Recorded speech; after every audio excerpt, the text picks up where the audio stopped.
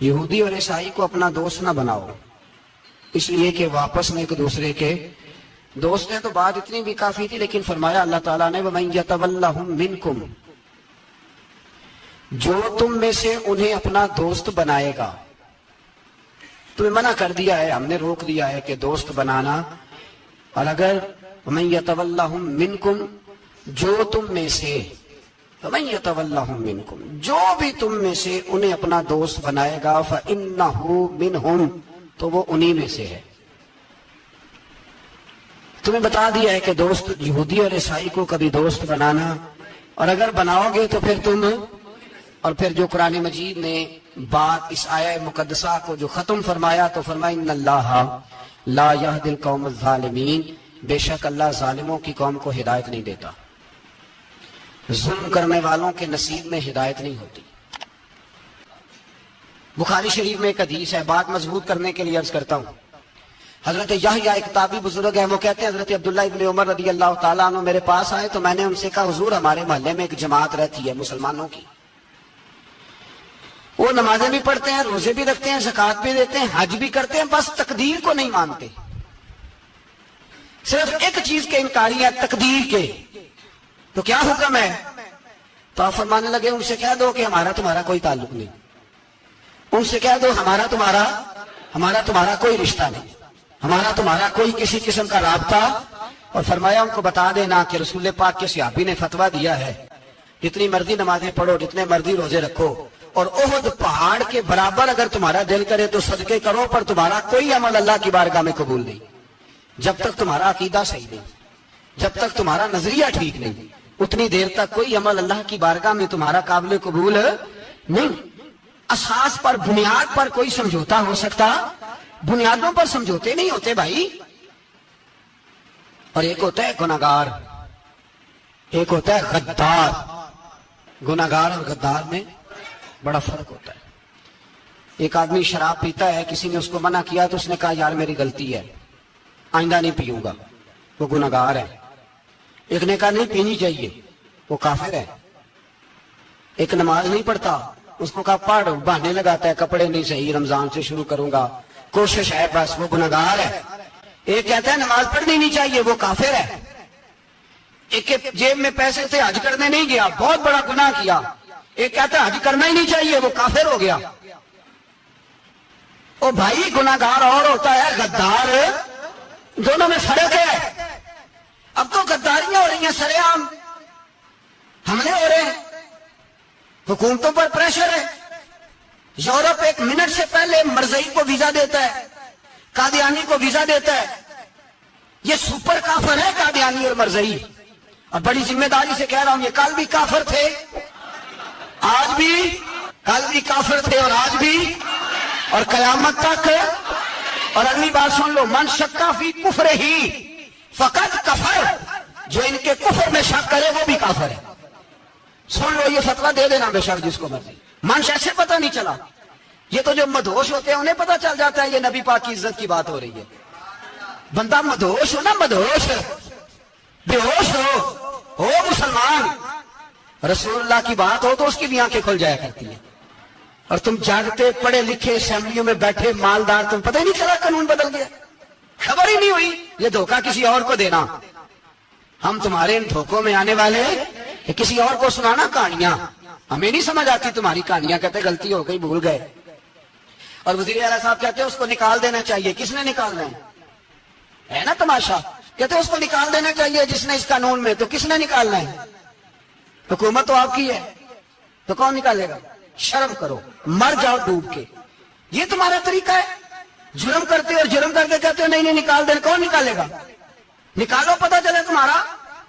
امیر ملت پیر جماعت علی شاہ صاحب محدث علی پوری رحمت اللہ علیہ، پیر صاحب فرماتے ہیں جب پاکستان بن رہا تھا تو ہم نبی پاک صلی اللہ علیہ وسلم کی عظمتیں بیان کیا کرتے تھے۔ ہم کہتے تھے لوگوں پاکستان بنے گا تو اس میں نبی پاک کا نظام آئے گا، غریب امیر کا فرق مٹ جائے گا، اس میں کوئی برادری نہیں ہوگی، ایک برادری ہوگی جس کا نام مسلمان ہوگا، اس میں چھوٹا بڑا امیر غریب ایک ہی صف میں کھڑے ہو گئے، محمود و اعجاز، نہ کوئی بندہ رہا نہ کوئی بندہ نوا، یہ پاکستان ہوگا۔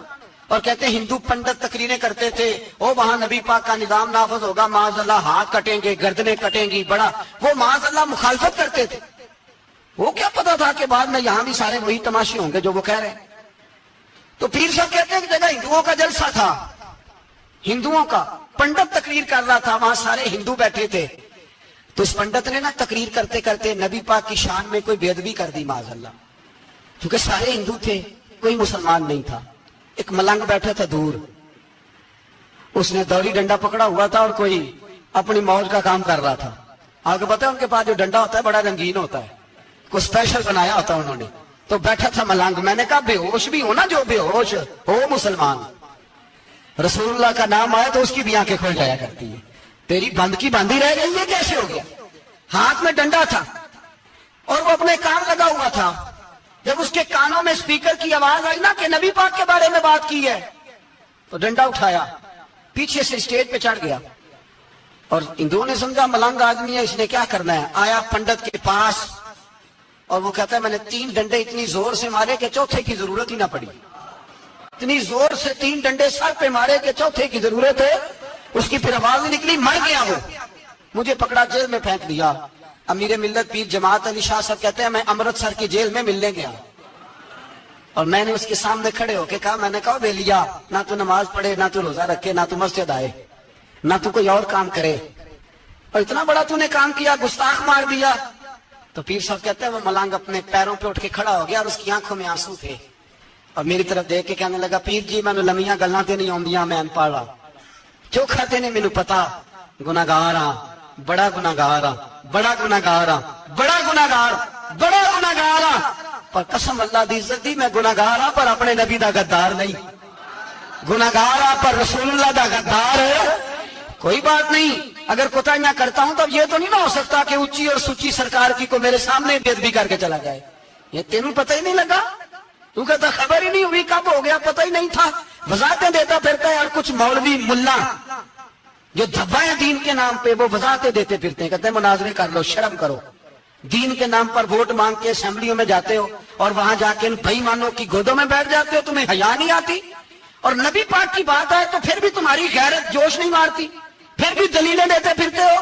میرے رسول پاک علیہ الصلوۃ والسلام کے غلاموں, یاد رکھو دین میں تسلط پیدا کرو, مضبوطی. کل لوگ مسئلے پوچھا کرتے تھے کہ صحابی کا اہل بیت کا بے ادب ہے تو اس کے جنازے پہ جائیں کہ نہ جائیں. اب نہیں لوگ پوچھتے, اب ہمارے دلوں میں فتوے زیادہ آ گئے ہیں, مرضی کرتے پھرتے. ہمارا بچہ کسی بد مذہب کی مسجد میں جاتا ہے, ہم کہتے ہیں نہیں نہیں ویسے ہی جاتا ہے, تجھ سے پوچھا جائے گا, اس دن پتا چلے گا, جس دن تم مرے گا تو تیرے لیے دعا بھی نہیں کرے گا.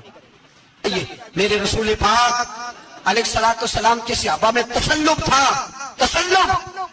سگی اماں بھی اگر بے ایمان ہوتی تھی تو صحابہ قریب نہیں آنے دیتے تھے. حضرت اسماء بنت ابی بکر صدیق, ان کی ماں مشرکہ تھی. جناب صدیق اکبر کی ایک زوجہ حضرت ابو بکر نے طلاق دے دی. کچھ عرصے کے بعد وہ اپنی بیٹی کو ملنے آئی, ماں بیٹی سے ملنے آئی, تو حضرت اسماء بنت ابو بکر کو پیغام بھیجا, کہا بیٹے میں تجھے ملنا چاہتی ہوں. تو کہا اماں ذرا ٹھہر جا, پہلے میں اپنے نبی سے پوچھ لوں. پہلے اپنے ماں بعد میں ہے, نبی پہلے ہے. پہلے حضرت اسماء حضور کی بارگاہ میں گئی, یا رسول اللہ میری اماں ملنا چاہتی ہے. اور مشرکہ ہے, حکم کیا ہے؟ فرمایا تو ماں کی حیثیت سے مل سکتی ہے.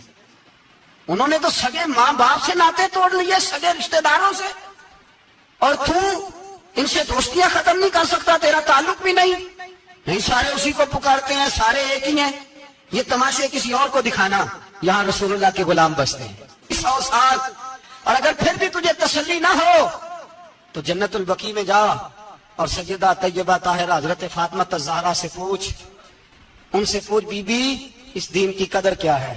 وہ تجھے بتائیں گی کہ جب دین کے چہرے پہ سرخ رنگ بھرنا تھا تو میں نے حسین کا خون دے کے بھرا. وہ تجھے بتائیں گی کہ اس دین کو جب پینٹ کرنا تھا تو میں نے جناب علی اصغر کے بازوؤں کے ساتھ مصوری کی ہے. کو آسان سمجھ رکھا ہے لوگوں نے, آسان سمجھ رکھا ہے. کہا تم کٹ گئے, اور آج اٹھنے والا صوفی اور درویش کہتا ہے سارے ایک ہی ہیں, سارے اسی کو مانتے ہیں. جس سیاستدان کا دل کرتا ہے وہ جا کے مندروں میں پوجا کر آتا ہے, جس کا دل کرتا ہے وہ جا کے ہندوؤں کی ہولی اور دیوالی میں شریک ہو جاتا ہے. سب ایک ہی ہیں. اگر ایک ہی تھے تو حسین کا علی اصغر کیوں شہید ہوا؟ اگر سب ایک ہی تھے تو جناب علی اکبر کیوں شہید ہوئے؟ سارے ایک ہی تھے تو پھر ٹھیک ہے, مست رہنا چاہیے تھا. یہ مذاق ہے اتنی قربانیاں, شرم ہی نہیں آتی بات کرتے ہوئے. جاگو اور اپنے دین کو سمجھو. میرے رسول پاک علیہ الصلوۃ والسلام نے جو دین دیا اس میں تسلب ہے، تسلب، کفر سے بیزاری. کتنی بیزاری؟ حضرت ام حبیبہ رضی اللہ تعالیٰ عنہ ام المومنین ہے، یہ ہماری اماں ہے. ماؤں کے نام تو بچوں کو آنے چاہیے نا. یہ مومنوں کی ماں ہے، ابو سفیان کی بیٹی ہے. حضرت ابو سفیان رضی اللہ تعالیٰ عنہ کی بیٹی نبی پاک کی زوجہ ہیں. جناب امیر معاویہ رضی اللہ تعالیٰ عنہ کی سگی بہن حضور کی زوجہ تھی. بہت بڑے امیر باپ کی بیٹی تھی. مدینے جب آئیں تو نبی پاک کے گھر میں غربت دیکھی، آزمائش دیکھی، کئی دنوں کے فقر اختیاری کے جلوے دیکھے. ابو سفیان ایک مذاکرات کے سلسلے میں مدینے آئے اور کہتے ہیں میں نے سوچا سیدھا اپنی بیٹی کے گھر جاتا ہوں.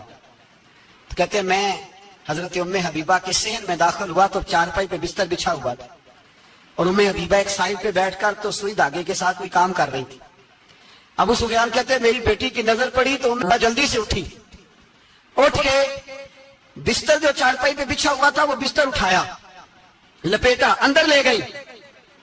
بعد میں باہر آئی تو میں نے بیٹی کے سر پہ ہاتھ رکھا. میں نے کہا بیٹی میں سمجھ گیا ہوں، بستر پہ میری نظر پڑی ہے، لگتا ہے کئی سال پرانا ہے، پیوند بھی لگے ہوئے ہیں، تو اس لیے اندر رکھا ہی ہے کہ پرانے بستر پہ باپ کو بٹھاؤں گی، اس لیے رکھا ہی ہے. تو بیٹی امیر گھر سے آئے تو غریب گھر میں اس کی شکایتیں ختم نہیں ہوتی، پر دین کے ساتھ تسلب ام المومنین کا، پختگی اور کفر سے بیزاری. کہنے لگی ابا جی ابھی آپ کافر ہیں نا، تو آپ کی سوچ ابھی بدلی نہیں. میں اس لیے نہیں بستر اندر رکھ کے آئی کہ آپ کے قابل نہیں تھا، میں تو اس لیے رکھا ہوں کہ وہ میرے نبی کا پاک بستر ہے اور آپ ناپاک ہیں. وہ پاک بستر ہے. انما المشرکون نجس، مشرک ناپاک ہوتا ہے، پاک ہونا علیحدہ بات ہے، لیکن میرے دل میں باپ کی قدر بعد میں ہے میرے دل میں، اور رسول اللہ کے بستر کی قدر پہلے ہے. رسول اللہ کی نہیں، رسول اللہ کے بستر کی قدر ہے کہ باپ بیٹھنا ہے. اتنی نفرت مشرک سے، اتنا اظہار، وہ باپ بھی ہو تو اتنی نفرت. لوگوں نے پیچے ڈالے ہوئے پیار کے، محبت کی پینگیں چڑھا رہے ہیں اور سارے یہ کہیں گے سب صحیح ہے. اور ہمارے دلوں میں نرمی. ہمارا اپنا جوان باہر جاتا ہے، وہ یہ نہیں دیکھتا کہ میں جس سے شادی کرنے لگا ہوں نیشنلٹی زیادہ ضروری ہے کہ ایمان، پیسے زیادہ ضروری کہ ایمان، دین زیادہ ضروری کہ دولت. عجیب تماشا ہے. بیچتے پھرتے ہیں، فار سیل کر دیا مذہب کو، تسلب ہی نہیں، وہ خیال ہی نہیں، توجہ ہی نہیں ہماری. میرے رسول پاک علیہ الصلوۃ والسلام کے صحابہ جو چٹان تھے دین کے معاملے میں، اپنا پیارا بھی سامنے آتا تھا تو کافر سمجھ کے قتل کر دیتے، اس لیے کہ وہ سمجھتے تھے قوم مذہب سے ہے، مذہب جو نہیں تم بھی نہیں. اگر دین نہیں رہے گا تو کوئی شے باقی نہیں رہے. یاد رکھنا، اگر دین نہیں رہے گا. میرے حبیب پاک علیہ الصلوۃ والسلام کے غلاموں کا یہ حال تھا. احد کے اندر افواہ پھیل گئی کہ حضور شہید ہو گئے. حضرت انس بن مالک کے چچا تھے انس بن نضر رضی اللہ تعالیٰ.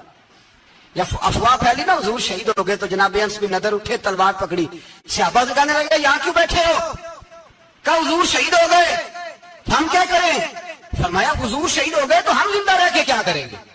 یہاں کیوں بیٹھے ہو؟ ہمارا جینا بھی مصطفیٰ کے لیے، مرنا بھی مصطفیٰ کے لیے. اگر حضور علیہ الصلوۃ والسلام وصال کر گئے تو اٹھو، ان بے ایمانوں سے لڑتے ہیں جنہوں نے مصطفیٰ کو شہید کیا ہے. اٹھو. حضرت انس بن نضر میدان میں نکلے، اس طرح لڑے کہ صحابہ کہتے ہیں نا زخموں کی پرواہ، تیر برستے رہے پرواہ کوئی نہیں، تلواریں چلتی رہی پرواہ کوئی نہیں، ان کے وجود پر نیزوں کے زخم آتے رہے پرواہ کوئی نہیں. حضرت انس بن نضر اتنا لڑے کہ شہید ہو گئے. اور جب شہادت کے بعد ان کی لاش دیکھی تو 80 زخم نظر آئے، تلواروں کے، نیزوں کے 80 زخم. حضور کے لیے ان لوگوں نے جانیں دے دی، پرواہ نہیں کی. یہاں اس مسئلے کو ہمارے ہاں لوگ سمجھتے ہی نہیں. ختم نبوت کا مسئلہ بڑا حساس مسئلہ ہے. ما کان محمد ابا احد من رجالکم ولکن رسول اللہ وخاتم النبیین. ہم ختم بھی پڑھے نا کسی کا تو اس میں بھی ختم نبوت والی آیت پڑھتے ہیں، اس لیے کہ یہ بنیادی مسئلہ ہے. ہم لوگوں کو بتاتے ہیں کہ جو مرنے والا گیا ہے نا دنیا سے وہ نبی پاک کی ختم نبوت کا اعلان کرتا ہوا گیا ہے. ہم لوگوں کو یہ بات بتلاتے ہیں. میرے حبیب پاک علیہ الصلوۃ والسلام کی 150 کے قریب حدیثیں ہیں کہ میں آخری نبی ہوں، میرے بعد کوئی نبی نہیں ہے. 150 کے قریب حدیثوں میں حضور نے ارشاد فرمایا، جگہ جگہ محبوب پاک نے وضاحت فرمائی کہ میں آخری نبی ہوں، میرے بعد کوئی نبی ہو سکتا وضاحت. اور ہمارے علماء نے لکھا ہے جو دعویٰ کرے کہ میں نبی ہوں اور جس بندے نے اس سے یہ کہا کہ چل کوئی دلیل دکھا، وہ بھی کافر ہو گیا. وہ بھی کافر، کیوں تو نے یہ سوال کیا؟ یہ حساس نوعیت کا مسئلہ ہے۔ میرے رسول پاک علیہ السلام کے غلاموں نے ایک پیغام دیا ہے ہمیں، اس پیغام کو یاد رکھنا۔ حضرت سعد بن ربیع رضی اللہ تعالیٰ عنہ کو احد کے میدان میں اتنے زخم لگے کہ اٹھا نہیں جاتا تھا۔ نبی پاک صلی اللہ علیہ وسلم نے فرمایا جاؤ کو میرے سعد بن ربیع کا پتہ کرو وہ کہاں ہے۔ صحابہ آئے تو فرماتے ہیں جب ہم ان کے پاس پہنچے تو ان کی روح پرواز کر رہی تھی، آخری لفظ انہوں نے ادا کیے، کہنے لگے ادھر آؤ صحابہ، ادھر آؤ، میری وصیت سن لو۔ ہم قریب گئے، ہم نے کہا شاید بچوں کے بارے میں، اولاد کے بارے میں، گھر کے بارے میں کوئی وصیت کریں گے۔ تو حضرت سعد بن ربیع نے وصیت فرمائی، کہنے لگے جا کے نبی پاک کے غلاموں کو میرا پیغام دے دینا، جا کے امت مسلمہ کو میرا پیغام دے دینا کہ مسلمانوں، اگر تم میں سے ایک بھی زندہ ہوا اور نبی پاک کی ناموس پر کوئی حرف آیا تو پھر اللہ کی بارگاہ میں تمہارا کوئی عذر قبول نہیں کیا جائے گا۔ یہ میرا، یہ میدان احد میں سر سے لے کر پاؤں تک زخم لگے ہوئے ایک صحابی کا پیغام ہے امت مسلمہ کے نام۔ حضرت سعد بن ربیع رضی اللہ تعالیٰ عنہ فرمانے لگے میں مرتے وقت مسلمانوں کو پیغام دے کے جا رہا ہوں کہ اگر حضور کی عزت پر، ناموس پر، نبی پاک صلی اللہ علیہ وسلم کی ذات پر ذرا سا بھی حرف آیا اور مسلمان زندہ ہوئے، اور پھر اگر وہ سمجھے کہ ہمیں اللہ کی بارگاہ سے معافی مل جائے گی، تو یاد رکھنا رب ہر بات معاف کرے گا، اس بات میں تمہیں اللہ معافی، اس میں تمہیں یہ پیغام دیا سعد بن ربیع نے، اور امت کو سمجھایا کہ ہر بات میں کمپرومائز کر لینا، رسول اللہ کی ذات کے بارے میں کمپرومائز نہ کرو۔